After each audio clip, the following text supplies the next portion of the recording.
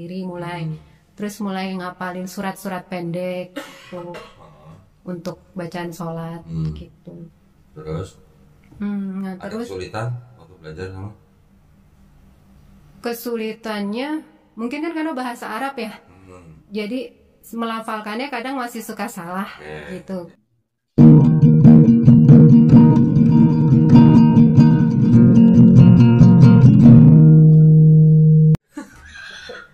Jangan ragu-ragu mantan kafir, mendingan mantan kafir daripada mantan muslim kan? Ya. Nah, alhamdulillah. Cek, boleh cerita nggak dulu syahadat tahun berapa? Aku syahadat tuh tahun 2020. 20. Oh, berarti 4 tahunan lah ya. Ya udahlah, jangan bilang molok lagi lah ya. Mantan kafir aja ya. Dari keluarga apa? Asli mana orang tua? Papa Cibinong, kalau mama Cimanggis. Oh, orang Asli Cibinong. masih keturunan semua. C-nya apa? Kalau papa Lau, Lau. kalau mama Ci. C. Ah. Bukan setan ya? Gue yang setan. Kan gue setan gitu. Mama, papa masih ada? Mama papa udah nggak ada. Udah nggak ada. Terus sebelumnya mereka apa? Kristen atau? Tadinya dua-duanya Konghucu. Oh, Konghucu. Cuman papa pas meninggal terakhir minta secara Kristen. Papa meninggal dikuburin Kristen. Oh gitu. Mama? Konghucu. Oh jo. Berapa saudara? 9, Udih. Nomor? 8. Banyak banget ya. Nggak bikin tim polis kalian. masih semuanya masih ada saudara. Satu udah nggak ada. Satu nggak ada. Nah, saudara-saudara ini semuanya juga Konghucu semua. Sekarang udah yang cowok 5 udah Muslim. Alhamdulillah 5. Banyak bener. Ya tinggal adik 1 cowok sama cici 2. Itu rata-rata semua yang 5 itu Muslim masuk Islam kenapa? Kalau yang nomor 2 dia udah pelajari semua agama. Wih keren. Udah dari Terus? Buddha dia pelajari, Kristen, Konghucu. Terakhir dia bilang yang paling dia bikin nyaman dan tenang itu di Islam. Oke. Ya. Gitu. Kalau Fani dulu masuk Islam kenapa? Disuruh sama koko-kokonya itu? Enggak. Dipaksa? Enggak. Jadi karena aku yang kedua waktu itu Muslim, gitu. Yang kedua maksudnya? Suami. Oh suami. Oh, dulu yang pertama bukan? Bukan Katolik. Oh, jadi masuk Islam waktu itu karena nikah sama yang kedua. Oh ya, alhamdulillah nggak apa-apa. Masuk Islam karena menikah itu nggak salah. Menikah itu hanya salah satu cara untuk masuk Islam. Nah, terus waktu itu masuk Islamnya karena nikah gimana? Dipaksa suami nggak? Enggak sih sebenarnya dia nggak maksa. Cuman aku yang berpikir kayaknya lebih enak satu prinsip kan. Ya, gitu. betul, satu Terus iman. memang dulu waktu SD sebenarnya udah ada ketertarikan. Aku sekolah di SD negeri dulu. Setiap pelajaran agama Islam yang disuruh nulis Arab tuh di depan aku. Sebenarnya aku nggak tahu artinya, tapi kata guru agama Islam itu kok bisa malah lebih bagus dari yang Muslim dari kecil. Oh gitu. Itu pas di SD? SD.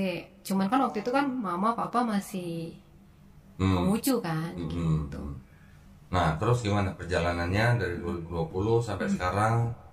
Ada sebuah perjalanan yang boleh diceritain nggak?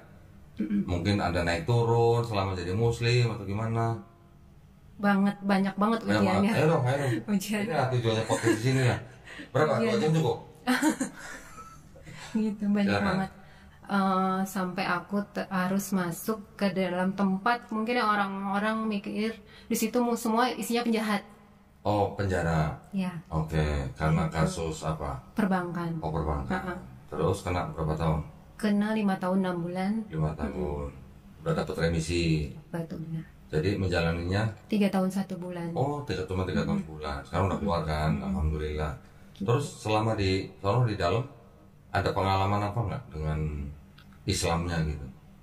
Di dalam jadi aku mulai inikan untuk syahadat lagi karena kan yang pertama nggak ada surat ya.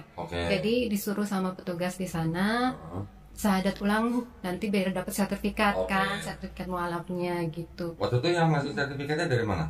Dari MCI? Iya. Bang Yunan itu ya? Iya. Yang layanin di penjara itu ya? Iya. Alhamdulillah. Gitu. Terus di situ pas masuk Muslim aku belajar benar-benar dari nol, dari belajar sholat dulu yang nggak tahu mulai dari gerakannya dulu, belum bacaannya gitu kan. Karena memang di sana kan keterbatasan juga yang ngajarnya gitu, jadi ngikut pada saat berjamaah dulu gitu. Dari situ terus dapat yang sejadah yang ada tulisan sholatnya. Nah dari situ belajar sendiri mulai, terus mulai ngapalin surat-surat pendek gitu, untuk bacaan sholat gitu. Terus nah, ada terus kesulitan waktu belajar sama? Kesulitannya mungkin kan karena bahasa Arab ya, jadi melafalkannya kadang masih suka salah gitu, karena kan bisa bahasa Cina suruh ngomong Arab susah. Jadi susah gitu. Paham kan? Nah gitu, jadi kadang aku iniin ayat-ayat yang ada artinya aku ngerti gitu kan. Kalau misalnya, jadi itu yang aku hafalin gitu kan. Ada kata-kata yang misalnya tertarik gitu kan, kayak yang di Alam Nasro kan ada yang Alam Nasro ada kesulitan pasti ada kemudahan kan, gitu kan. Itu yang aku hafal tuh sampai sekarang, kata-kata itu yang aku pegang tuh gitu kan. Jadi jangan takut lah, pasti ada kemudahan di balik kesulitan gitu. Dan dari situ tuh ayat itu yang aku pakai terus sampai sekarang, masih yang aku ingat artinya ya, karena artinya kan pas banget pada saat kita lagi sulit banget lah di dalam gitu kan, terpisah dari anak itu, terus aku kehilangan papa, aku nggak bisa lihat gitu kan. Terus aku keguguran di dalam gitu. Posisinya sempat keguguran gitu. Keguguran di dalam kan, habis operasi terus sehari, besok harus sudah balik lagi, nggak bisa lama-lama gitu kan. Pokoknya di situ ngalamin banget. Pas habis sehari tuh kok banyak banget gitu ya hujannya gitu, hujannya banyak banget gitu. Sampai kakak-kakak yang masih ada kan, yang masih beberapa yang masih non muslim gitu kan. Terus ada juga kakak aku yang udah muslim nih, dia karena nikah kan, cuman dia nggak jalanin Islamnya gitu kan. Aku bilang, kata dia susah katanya kalau kita dari kecil katanya gitu kan. Jadi untuk pindah ke muslim itu susah, dia bilang, apalagi kan ada sholat, dia bilang kan gitu, ada puasa gitu kan, lu sanggup katanya gitu kan. Kalau udah dijalanin niat mah pasti bisa, aku bilang kan gitu. Terus alhamdulillah kemarin dia udah mulai belajar puasa dia, puasa. Terus sholat aku bilang kalau belum bisa bacaannya sama, ya udah Al-Fatihah aja dulu diapalin, gitu kan. Udah mulai itu dia jalanin, dia udah alhamdulillah berapa tahun ya, udah lamaan dia dibanding aku gitu. Cuma dia kan KTP lah istilahnya. Gitu. Nah selama di dalam puasa gimana, lancar? Lancar. Alhamdulillah. Puasa di dalam lancar. Gitu. Jadi malah aku yang suka gerakin mereka, ayo sholat gitu. Karena kan aku kepengen bisa ya, Kak. Jadi kalau bisanya tuh saat berjamaah, jadi kan ngikutin gerakan mereka kan gitu. Ayo sholat, mau ikut di belakangnya gitu. Gitu, karena kan nggak bisa gitu kan. Jadi cepat hafal kan kalau ngikutin berjamaah gitu. Terus selama di dalam sudah ngafalin berapa surat? Sampai sekarang itu aku udah Kulku 3, Alam Nasro, Al-Fil sama 6, 7 sama Al-Fatihah. 7 sama Al-Fatihah. Ayat kursi belum? Belum. Ayat kursi dong, ngapalin. Bagus tuh ayat kursi, bener. Ya. Nah, oke. Terus sekarang udah keluar, gimana? Ada rencana apa yang baru? Kerja di mana? Keluar tantangannya malah laki-laki yang aku harapin bisa jadi imam gitu kan. Aku udah belajar di dalam gitu. Pas keluar malah dia nggak bisa jadi imam gitu kan. Aku ngalamin kekecewaan tuh di situ. Kok gue udah berkorban banyak ya gitu, sampai istilahnya sampai pindah agama gitu, kok bukan yang jadi imam malah jadi punya istri lagi gitu kan di luar gitu. Nah, terus aku sempet marah sama Allah gini, ngapain sholat, ngapain puasa gitu kan gitu. Malah dapetnya seperti ini gitu kan. Terus akhirnya aku mutusin kerja nih, kebenaran ada deposan aku, mantan deposan lah yang nawarin gitu kan, kerja. Nah dia tuh nerimanya tuh selalu yang non muslim, terus harus Chinese kan. Ya udah tuh aku Cina dan non muslim. KTP aku kan masih Katolik karena belum dirubah waktu itu, posisinya surat mualaf kan dibawa sama yang suami itu. Jadi aku belum rubah KTP, jadi masuk kan, masuk 4 bulan aku nggak jalanin sholat. Dan itu pas bulan puasa, pas mau detik-detik terakhir selesai, aku mikir 10 hari mau selesai aku nggak puasa tuh pas 10 harinya. Nah terus pas di bulan mau nginjek bulan keempat, kok ada rasa kangen banget denger azan tuh, pengen sholat gitu kan, pengen banget sholat. Terus yang aku pikir, aku harus ngomongin Ustadz Yunan nih gitu kan, maksudnya aku mau ganti identitas aku lah semua gitu, aku mau mantepin gitu. Jadi jangan membohongin orang dengan identitas aku kan, masih Katolik gitu. Jadi, aku cari-cari tuh nomor Ustadz kan, aku tanya petugas lapas, nah dikasih nomor Ustadz, aku hubungin Ustadz. Itu masih di dalam nyari Ustadz Yunannya? Udah di luar posisi, udah di luar. Kok nggak nanya saya? Saya kan punya Ustadz Yunan. Dikasih, aku telepon tuh, Ustadz aku mau nanya, aku bilang aku udah ngejalanin sholat nih selama 4 bulan gitu kan, kalau aku mau jalanin sholat lagi aku perlu syahadat lagi nggak, aku bilang kan gitu, karena aku takut salah ya. Jadi aku tanya, terus Ustadz jawab sholat tobat aja, terus aku sholat lagi, sholat malam gitu kan, terus harus istiqomah katanya gitu kan, harus mantap dari hati, jangan karena orang gitu. Betul. Nah dari situ tuh terus aku langsung pulang, aku langsung sholat tobat kan, terus sholat malam aku jalanin gitu. Nah jadi dapat ketenangan gitu. Alhamdulillah. Dapat ketenangan. Kalau anak-anak aku masih Katolik semua. Anak berapa? 2. Yang paling besar? 12 tahun. 12. Yang kecil? 10. Dua-duanya Katolik? Masih Katolik. Ikut? Oh, karena memang dari kecilnya memang ikut mamanya? Ikut, bapaknya kan juga Katolik. Bapaknya juga Katolik. Sekarang anaknya ikut siapa? Karena aku kemarin posisi di dalam kan, jadi bapaknya yang ngerawat, ikut bapaknya. Jadi masih Katolik gitu. Tapi masih sering komunikasi sama anaknya? Masih, karena aku pulang seminggu sekali kan. Mereka ngelihat aku salat, ya udah, cuman pernah sempat mereka ngomong, Ami ke gereja lagi yuk katanya gitu kan. Aku pengennya bareng-bareng kata dia gitu kan. Terus aku ya bilang ke merekanya, Ami kan sekarang jalanin ini muslim, jadi Ami nggak bisa ikut ke gereja. Ya udah sih, ngerti dia, karena kan memang sepupunya juga ada yang muslim kan. Oh, sepupunya ada yang muslim. Tuh jadi udah sering. Keluarga besar nih berarti ya? Keluarga besar 9 orang. Iya 9 orang, tapi separohnya lebih udah muslim ya? Udah. Berarti kalau ngumpul bareng gimana? Jadi kita kalau Imlek yang ngumpul, Lebaran yang ngumpul, Natal yang ngumpul gitu. Natalan semua juga ngumpul, nanti Lebaran semua juga ngumpul. Iya, gitu.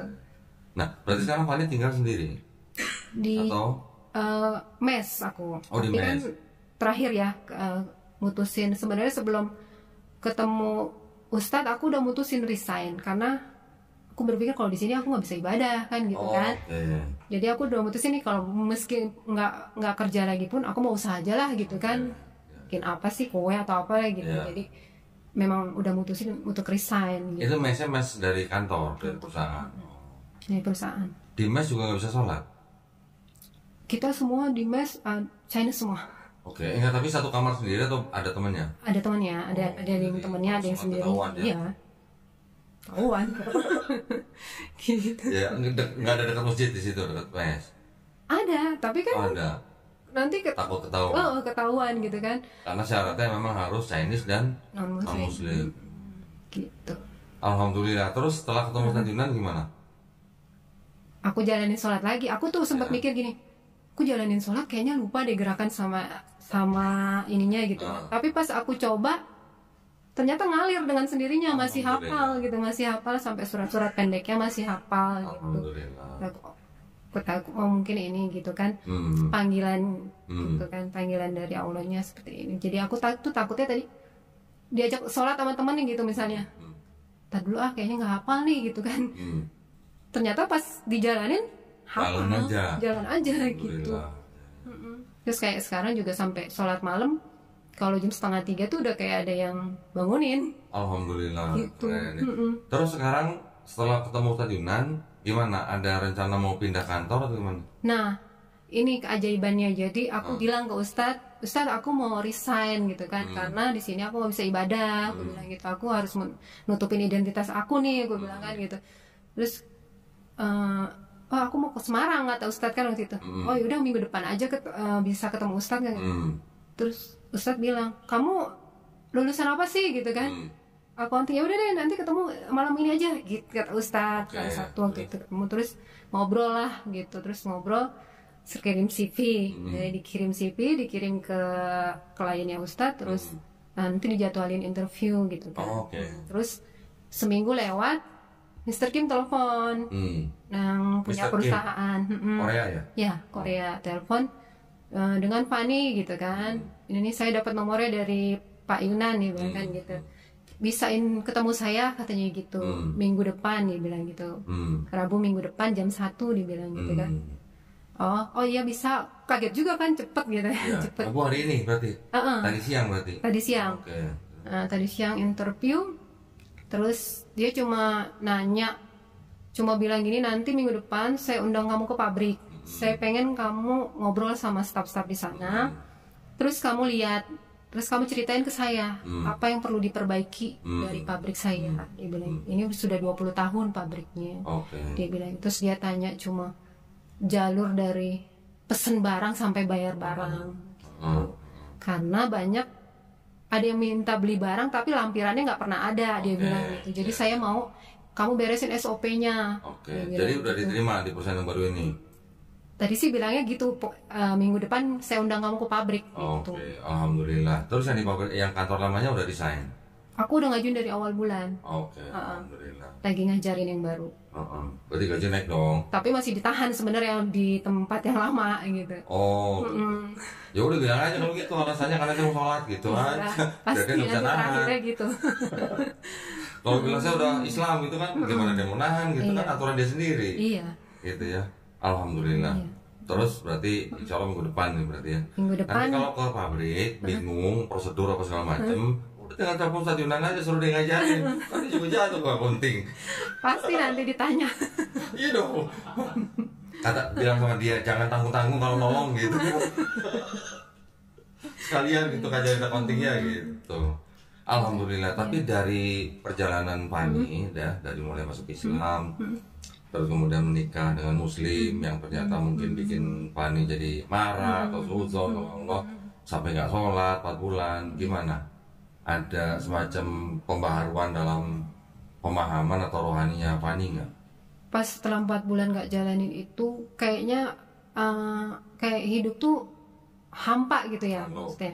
Maksudnya aku nggak jalanin sholat tuh sama puasa gitu, kayak hidupnya nggak ada tujuan gitu, mau kemana gitu kan. Nah makanya pas ngedenger azan pulang itu, kok aku tiba-tiba dalam hati pengen sholat ya gitu, rindu banget, kangen banget gitu sama sholat gitu. Karena dulu waktu di dalam memang mungkin sholatnya rutin ya, nggak pernah, di dalam rutin, nggak pernah kosong ya.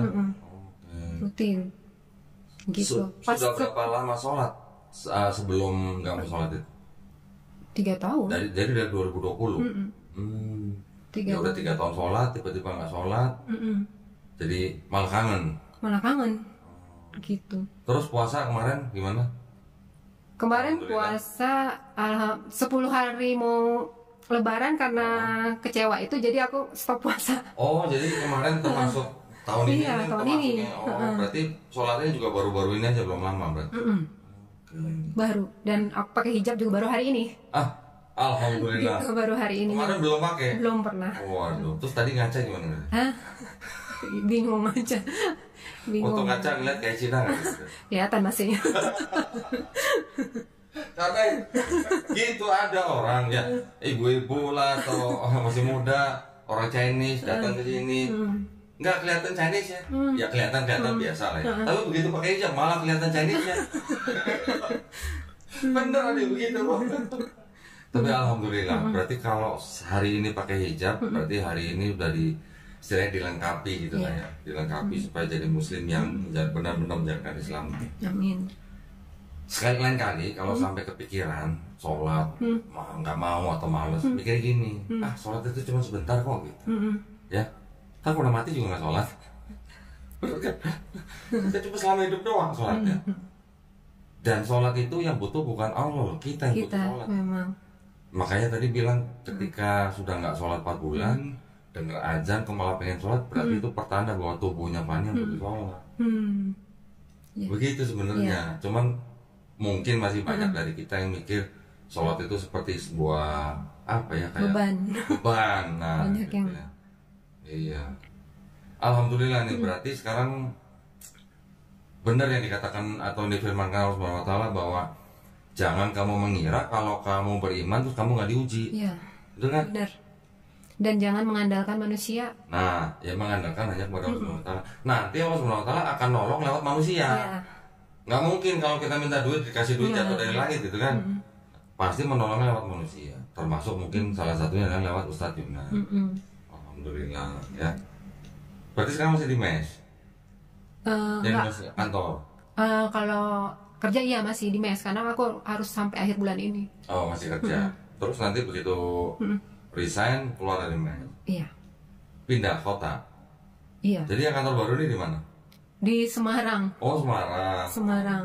Tempat kelahiran saya itu. Banyak yang enak tuh makanan itu. Iya. Cari ntar Bandeng Presto, iya, lumpia Semarang tuh. Lumpia yang terkenal. Jangan lupa ya kirim ya. Oke. Boleh dong. Pan, pengen nih lumpia Semarang, kirim gitu kan. Siap. Nah, sekarang juga dengan saudara yang lain sudah tahu Fani udah mau pindah. Sudah, tapi mereka nggak tahu aku sudah pakai hijab. Belum kirim fotonya ke sana. Belum. Foto dong, selfie kirim dong. Gimana gitu? Kayak Cina nggak gitu? Emang rata-rata orang Cina ya. Kalau dengan hijab itu kan asing gitu ya. Asing. Bener kan? Tuh. Jadi begitu orang pakai hijab, ya udah langsung pasti keluarga pasti heboh. Ya, memang ini maksud saya untuk keluarga Cina yang masih totok gitu deh. Mereka kan taunya pakai hijab tuh muslim berbumi gitu. Kalau Cina kan iya. Pakai hijab, wah lu mau jadi tiko lo gitu. Iya. Tahu tiko nggak? Pribumi. Oh. Tiko lah, wana. Tuh lihat tuh satu tuh. Ini sama tuh lihat. Iya. Udah muka Cina, sipit, pakai hijab gitu kan. Keluarganya ngeliatnya pasti aneh. Iya. Pasti aneh gitu. Gimana rasanya pakai hijab hari ini? Enak. Tenang. Panas nggak? Nggak. Gatal nggak? Garuk-garuk? Gitu misalnya? Nggak sih. Nggak kan? Alhamdulillah. Jadi kan dulu Katolik. Iya. Pernah nggak ngeliat foto, lukisan, gambar Maria nggak pakai hijab? Enggak. Terus kenapa selama jadi Katolik nggak pakai hijab? Kalau hijab Katolik kan rata-rata suster yang pakai. Suster kan cuma di sini doang. Iya. Ya kayak Bunda Maria gitu. Enggak, karena kan memang nggak diajarkan untuk itu. Ya padahal kan kita lucu ya. Lihat gambar, lihat tulisan Maria kenapa pakai hijab, kenapa orang Katolik nggak pakai hijab? Iya. Gitu. Aneh kan? Pada saat dibaptis saja, tapi itu juga setengah kan? Iya. Ya dulu nggak sempat mikir itu. Enggak, sempat kepikirannya. Kenapa ya? Kepikiran. Nah, tapi kalau Katolik ada puasa ya? Ada. Hampir sebulan ya? Iya, atau 40 hari. 40 hari. Iya. Tapi puasanya yang 40 hari di Katolik itu dari subuh sampai maghrib atau gimana? Enggak, jamnya. Dia puasanya jam 6 sore sampai jam 6 sore lagi 24 jam. Jam 6 sore sampai jam 6 sore lagi 24 jam. Nggak makan nggak minum. Hah? Benar? Iya. Bukan setengah hari puasanya. Berat juga dong ya? Lah.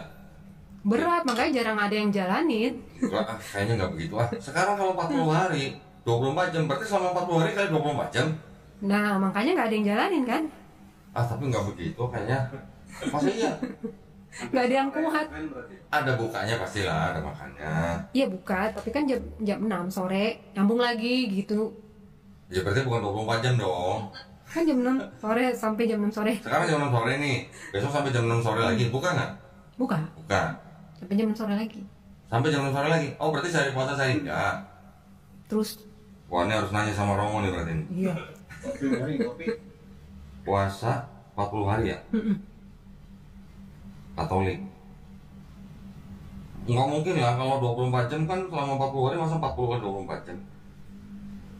Pantang puasa. Oh sebutin. Coba nantilah.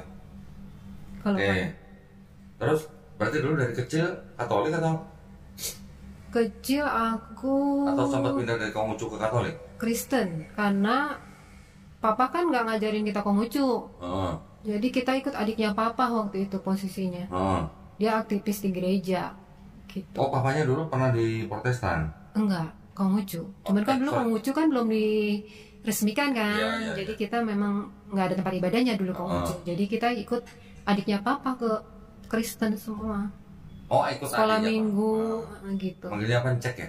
Cek adik perempuan. Oh adik perempuan.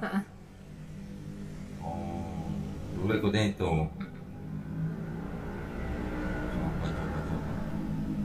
Panjang ya tulisannya. Udahlah, nanti belajar lagi lah. Tapi nggak mungkin lah, berarti kan ada bukanya. Berapa tahun jadinya Fani di Katolik? Katolik aku 2003 sampai 2018. 2003? Oh lama juga ya, 15 tahun berarti. Lama. Dari umur berapa sampai umur berapa tuh? 20. Dari umur 20? 19. Oke. Belum, berarti sama yang suami sekarang udah bisa? Udah. Sempat punya anak? Yang keguguran itu? Oh, yang keguguran di dalam? Iya. Jadi menikah berapa lama terus masuk ke dalam itu? Setahun. Oh, setahun menikah terus masuk? Gimana dong? Jadi sekarang alhamdulillah ya sedang dibukain jalan gitu ya? Iya. Ya kan? Berarti kan selama kerja di yang kantor yang sekarang ini kan nggak pakai hijab, nggak sholat gitu? Enggak. Gitu, paling kalau pas lagi pulang ke rumah aku bisa sholat. Nah, katanya temennya di kamar. Ke rumah. Oh, ke rumah. Ke rumah, bukan di mes. Bukan di mes. Oh, okay. Kalau ke rumah tuh berarti yang tinggal siapa? Anak-anak ada. Oh, sama mantan suami. Oh, gitu. Ya. Alhamdulillah ya, berarti ya ceritanya ya lumayan juga, berarti ada suatu titik atau fase di mana Fani merasa marah dengan Allah. Karena ditinggal suami. Terus aku kan ibaratnya di dalam aku nggak pernah lepas ibadah gitu kan. Kok pas keluar malah digituin gitu. Kan itu sebenarnya masih ringan ya. Kalau dibandingkan dengan, nah misalnya nabi-nabi. Iya sih. Ya. Si ringan. Gak ada apa-apanya berarti kan. Iya. Buktinya sekarang nggak dalam waktu lama ketika Fani mau istiqomah langsung dijawab. Langsung ya. dijawab, ya. Alhamdulillah. Kalaupun belum dijawab juga tetap nggak boleh marah sama Allah. Nggak boleh kesalahan suzon. sebenarnya. Ya kan? Semua kan ujian. Dan ujian itu nggak mungkin yang melebihi kekuatan kita. Kalau cuma ditinggalin suami mah kita masih bisa lah. Cuman kan aku keguguran, terus papa meninggal aku nggak bisa lihat karena aku di covidin waktu itu. Terus keluar seperti ini, terus keluar aku harus langsung berpikir cari uang karena aku harus hidupin anak-anak. Gitu kan, karena bapaknya kan nggak kerja. Mantan itu cuma antar jemput anak-anak aja. Jadi aku yang harus berpikir gimana caranya aku harus cari uang karena untuk ngidupin anak-anak gitu kan. Itu terus rumah mau dilelang kan gitu kan, jadi banyak banget gitu kan, langsung banyak banget gitu pas keluar. Jadi terus suami kayak gitu, terus jadi aku berpikirnya lu ngapain ibadah ya gitu. Kok banyak banget ujiannya gitu. Justru dengan banyaknya ujian itu kita harus harus counter dengan ibadah. Iya, tapi aku lihat yang lain kayaknya nggak pada sholat, nggak pada puasa, kok enak-enak aja gitu. Kan kita ngeliat cuma dari luar.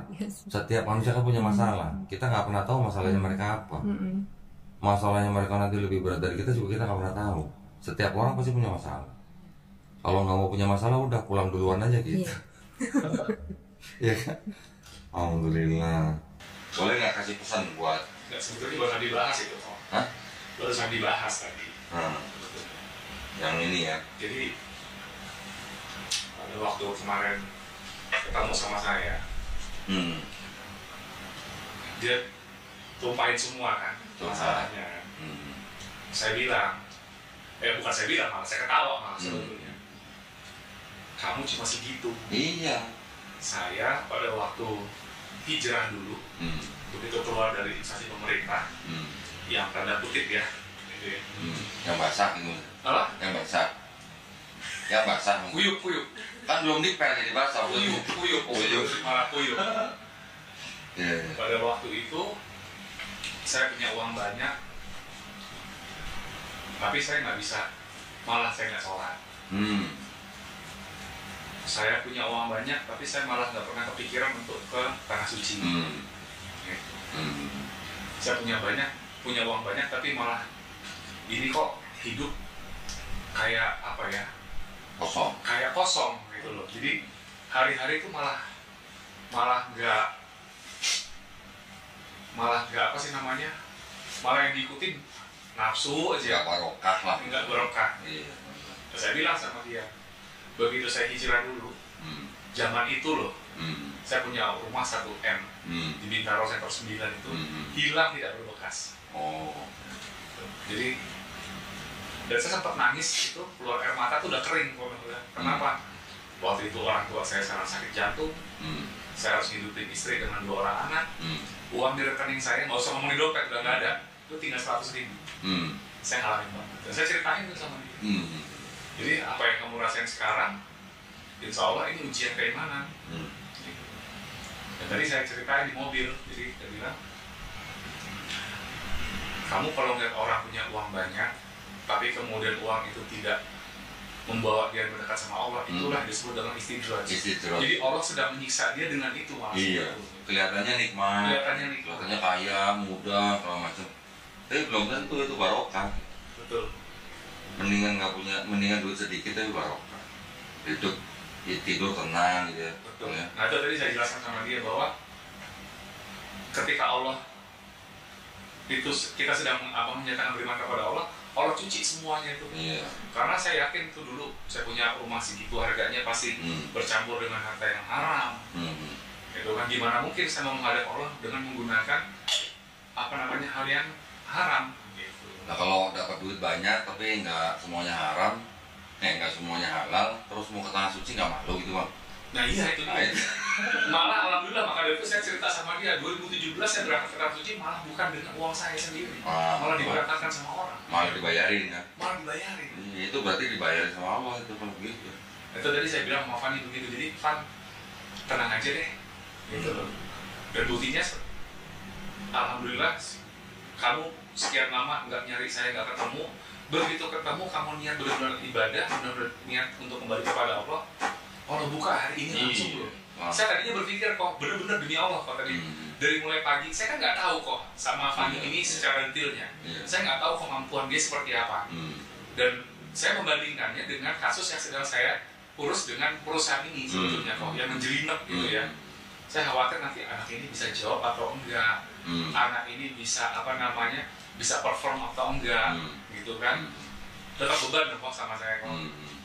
Jadi rupanya tadi begitu sampai kantor, nggak lama saya tinggal ya kamu Fanny, malah ya saya tinggal karena saya ada meeting di tempat lain. Saya cuma bilang sama Fanny, Bismillah ya Fan, itu Mr. Kim udah di lantai 2, jam 10 udah ketemu sama kamu.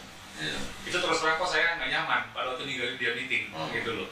Karena khawatir ditanya hal-hal yang teknis, masalah akunting, gitu kan. Karena ini perusahaan besar, bukan perusahaan kecil. Ya. Ternyata begitu kemudian dia samperin saya waktu tadi mau mengarah ke tempat tokoh ini, dia cerita sama saya, Pak, yang ditanya cuma ini dan minggu depan saya diundang. Pertolongan Allah banget buat iyalah. Kan saya bilang tadi, nanti kalau ada yang ngerti, kalau tanya dia aja. Iya. Jangan ragu. Alhamdulillah saya juga orang accounting. Nanti kalau ada apa-apa prosedur atau apa sistem ya, boleh tanya saya nanti. Saya juga konsultan. Konten sama pajak. Nah yang lebih makanya kok yang buat saya lebih lebih amazed gitu ya dengan kejadian hari ini ya. Itu wallahi kok pagi itu sebelum saya tinggal dia, karena saya tahu kan perusahaan ini besar, saya Pan, kamu minta jangan kecil ya, gitu. Dan gini kok, kot ya, saya kan banyak handle perusahaan Korea, gitu ya. Mereka biasanya sangat neken banget gitu loh, tahu ya gitu ya. Dan saya minta angka, dan saya sarankan dia angka yang memang cukup besar, gitu loh kok. Apalagi di daerah sana di Ungaran situ, ya kan. Saya tinggal sama dia, Fan, Bismillah ya, gitu kan. Karena begitu dia cerita, enggak saya WhatsApp lah, Fan, kamu udah nego? Udah Pak, saya minta 10 plus mes. Masya Allah, tanpa ada gini loh kok. Tanpa ada perlawanan sudah. Nggak dinego. Coba. Berarti jangan-jangan kekecilan itu mintanya. Iya benar. Oh ya. Harusnya 45 ya kok ya. Iya. Tapi sebelumnya udah pernah pengalaman belum di accounting yang manufacturing? Kalau manufacture belum. Belum. Aku perbankan banyak ya. Oh perbankan, sama yang di Brasco ini berarti ini apa namanya trading ya? Iya. Trading. Manufacturing saya adalah pengalaman. Nanti kalau mau tanya-tanya boleh. Okay. Sistemnya pun ada. Nanti cek di sana pakai sistem apa. Misalnya sampai belum ada sistem, nanti Ganti. bisa bangun sistem baru. Tenang aja. Jurnal-jurnal aku udah siapin, udah ada. Insya Allah nanti inilah. Pokoknya yang namanya silaturahmi jangan diputus. Iya. Jadi bisa menyambung itu, entah itu bisa jadi jalan untuk menolong kita dari Allah Subhanahu wa Ta'ala. Pokoknya pertemuan dua orang itu tidak ada yang kebetulan. Iya, pasti. Jadi ketemu sama Ustadz Yunan juga nggak kebetulan. Sudah ada yang ngatur, sudah ada yang ngizinin. Saya kaget kok bener-bener waktu dia bilang, Ustaz saya Fani mualaf angkat Paledang. Kan mualaf saya di Paledang banyak. Gitu loh, dan kebetulan pada waktu itu memang saya lagi dekatnya dengan Iwan kok. Karena kan kalau saya ngajar kan masih dikelilingi sama yang cowok kan gitu loh. Fani yang mana? Saya pikir gitu. Dan ternyata ya ini kok hikmahnya. Ya alhamdulillah itu semua udah diizinin, Fani. Jadi jangan sampai berpikir marah, kesel sama yang menciptakan kita. Wah itu, waduh, gimana ya? Gimana kalau anaknya marah mas itu? Kalau anaknya marah sama mamanya gimana rasanya? Sakit. Udah gua lahirin, gua ngasih makan, gua gedein, berani-berani marah sama gua gitu. Ibaratnya gitu ya. Ya alhamdulillah kita semuanya ambil hikmahnya. Kita harus benar-benar bertobat kalau kita sampai susah sama Allah. Jangan sampai. Ya kayak gitu aja, kayak kita udah gedein anak sampai marah sama kita kan gimana sih? Alhamdulillah pokoknya terus minta Ustadz Yunan bimbing, minta Ustadz Yunan apa namanya pandu lah gitu. Soal pakai hijabnya juga seru loh kok. Semalam WhatsApp saya. Ini yang ngajarin siapa nih? Nggak ada yang ngajarin ini. YouTube. Iya. Iya kan. Semalam WhatsApp saya ya. Pan, besok kita berangkat ya. Ketemu dengan ownernya. Dia sendirian bilang. Saya pakai jilbab. Saya nggak jawab tuh kalau saya ngajak. Maksud saya gini, biarlah dia putuskan sendiri, gitu loh. Karena khawatir kalau saya yang ngomong nanti ke arah saya, gitu loh. Tahu-tahu dia kirim. Udah pakai. Udah pakai. Nggak. Cariin mana gitu nggak? Hijab sama mau kenal nggak? Cariin nggak? Boleh ada pinggisan ya. Oh, oke. Biar rajin. Biar rajin ganti maksudnya. Jangan itu aja. Apalagi kan manajer besok. Bagi manajer. Waduh. Iya dong. Cariin Mel. Sajadah cukup sajadah. Cukup. Ada lagi mau? Yang masih ada bacanya mau nggak? Masih perlu nggak? Itu bukan apa aja. Itu sama buat nanti buat saya rupiah. Buat rupiah. Alhamdulillah. Pokoknya gini lah. Saya cuma pesen. Kalau kita mau ditolong, kita harus bersih. Bersih bukan arti jasmani ya, bersih luar dalam. Gitu aja. Insya Allah pasti Allah akan bantu hambanya yang bersih gitu. Kalau hambanya masih dalam tanda kutip dekil, mau nggak ajak anak jalan-jalan waktu dekil? Enggak. Kenapa? Kotor. Ya itu kira-kira begitu. Nah, dan jangan buru-buru suzon kalau misalnya suatu saat kehilangan sesuatu, ya, atau suatu saat misalnya dapat musibah, jangan buru-buru. Ini Allah nggak sayang nih sama saya nih. Jangan. Ingat-ingat dulu pernah ngapain gitu. Ingat-ingat dulu pernah berbuat apa yang nggak disukai Allah SWT. Biar kita nggak suzon gitu. Itu kunci loh, Bener. Kayak kasus aku. Itu kunci banget. Kalau ngikutin sakit hati, tapi berpikirnya mungkin ada dosa-dosa dulu sama orang tua atau teman atau siapa, jadi ditegur sampai masuk. Nah, alhamdulillah. Pelajaran banyak banget di sekeliling kita, semuanya pelajaran. Tinggal bagaimana kita memetik dari hikmah itu. Belajar lagi sama Ustadz Yunan ya. Nah sekarang boleh dong kasih pesan dong buat yang nonton dong. Ini kan seorang mualaf baru 4 tahun sudah mengalami naik turun ya masalah ya, walaupun ada yang karena perbuatan sendiri, ada yang karena memang ujian. Boleh nggak kasih pesan gimana? Pesannya sesakit apapun hidup kita jangan pernah marah sama Allah. Nah, alhamdulillah. Ada pesan nggak buat yang belum masuk Islam? Kan masih ada saudaranya juga. Apa ya? Apa tadi pesannya? Ayo cepetan login. Kan kayak itu bahasa sekarang. Bahasa sekarang gitu. Bahasa sekarang kembali ke fitrah. Nah, itu ya. Udah ada? Sih. Kasih sekarang. Apa aja nih? Sajadah mau kenal sama jilbab. Sajadah, mukena, jilbab. Alhamdulillah, mudah-mudahan bermanfaat. Amin. Buat diungaran pakai. Yes. Sarungnya enggak? Hah? Sarung lu. Tidur malam. Ada sarung tangan. Ungaran dingin loh. Ungaran lumayan dingin ya. Ya mudah-mudahan Fani di tempat yang baru selalu semangat dalam berislam. Ya, jangan sampai lupa sholat. Ya. Jangan sampai ditinggalin. Karena apa? Bedanya orang kafir sama orang beriman Sholat. cuma di sholat. Iya. Ya, alhamdulillah, insya Allah mudah-mudahan dimudahkan di sana tempat yang baru. Mudah-mudahan tetap istiqomah. Amin. Istiqomah berat nggak? Berat. Masa? Ya emang berat. Kalau enteng sih rahat namanya. Ya kan? Iyalah. Tapi beratnya istiqomah itu yang bawa kita ke sono. Insya Allah. Nah, ingatnya itu aja. Jangan merasa jadi beban. Iya. Justru kita yang butuh istiqomah. Ya. Ya. Bismillah. Baik, terima kasih banyak perhatiannya dari para pemirsa. Mudah-mudahan obrolan saya dan Fani membawa manfaat, bisa menjadi inspirasi ya. Buat para penonton juga yang ingin membantu perjuangan dakwah kami, dipersilakan untuk mengirimkan ke BSI dengan nomor 111889988 atas nama YPM atau Jakarta. Insya Allah mudah-mudahan partisipasi para pemirsa diterima di sisi Allah SWT sebagai amal jariah ya. Amin ya rabbal alamin. Baik, kalau gitu kami pamit undur diri. Terima kasih banyak Fani ya. Akhir kata, wabillahi taufiq wal hidayah. Wassalamualaikum warahmatullahi wabarakatuh. Tetap istiqomah ya. Ya. Alhamdulillah. Nih, kalau diterima, dikasih air nggak diminum. Yang dimarahin ntar